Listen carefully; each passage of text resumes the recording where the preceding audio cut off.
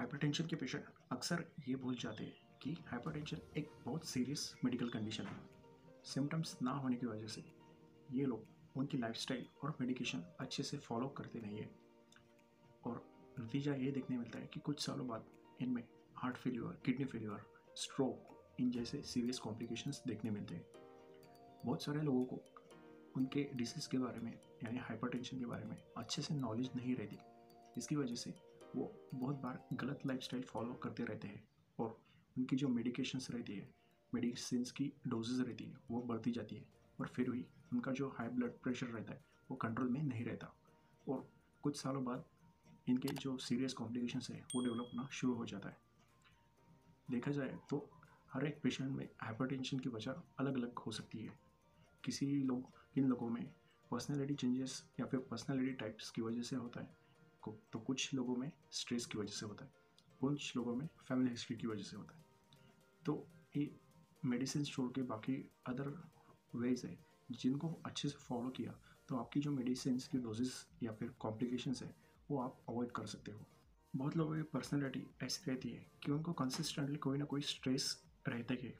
जैसे type A personality के जो लोग रहते हैं वो हमेशा हरी में रहते हैं, वो बाकी लोगों से बहुत कॉम्पिटिटिव नेचर के रहते हैं और उनके मन का कुछ हुआ नहीं तो उनको अच्छा खासा एक स्ट्रेस लेवल बढ़ जाता है और जो उनकी एक्टिविटीज़ रहती है जैसे कि वो थोड़े हाइपर एक्टिव रहते हैं और इसी वजह से उनका जो ब्लड प्रेशर है वो कंटिन्यूसली हाई रहता है।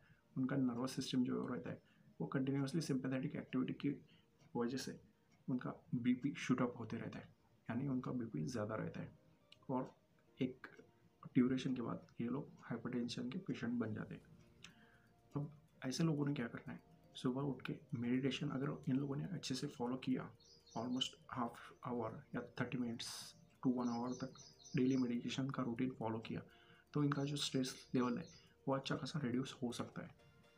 मेडिटेशन क्या करता है, आपकी बॉडी और आपका माइंड इन दोनों को रिलैक्स करता है, माइंड को अच्छा खासा फोकस करता है और माइंड एक बार फोकस हुआ तो वो जो स्ट्रेस लेवल रहता है वो बहुत हद तक कम होने में हेल्प होती है और इसी वजह से जो बीपी रहता है, जो ब्लड प्रेशर आपका हाई हुआ रहता है वो कम होने में बहुत हेल्प होती है।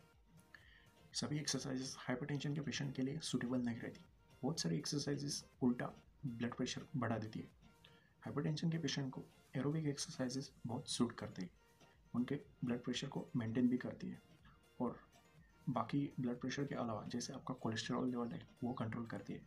लॉन्ग टर्म इफेक्ट्स देखो तो आपका जो वेट है वो अच्छा खासा रिड्यूस करती है। Simple 30 to 40 minutes daily morning walk आपने रेगुलरली बेसिस पे किया तो जब आप हाई सोडियम डाइट यानी ज़्यादा नमक वाली डाइट रखते हो तब आपके डाइट में का सोडियम क्या करता है, आपके शरीर में पानी की मात्रा बढ़ा देता है। जहाँ भी सोडियम ज़्यादा हो वहीं पे पानी ज़्यादा होता है, ये आपने ध्यान में रखना है। अब होता क्या है कि ऑलरेडी आपका ब्लड प्रेशर ज़्यादा था, अब इसमें और पानी ज़्यादा आ गया तो ब्लड प्रेशर आपका और बढ़ जाएगा।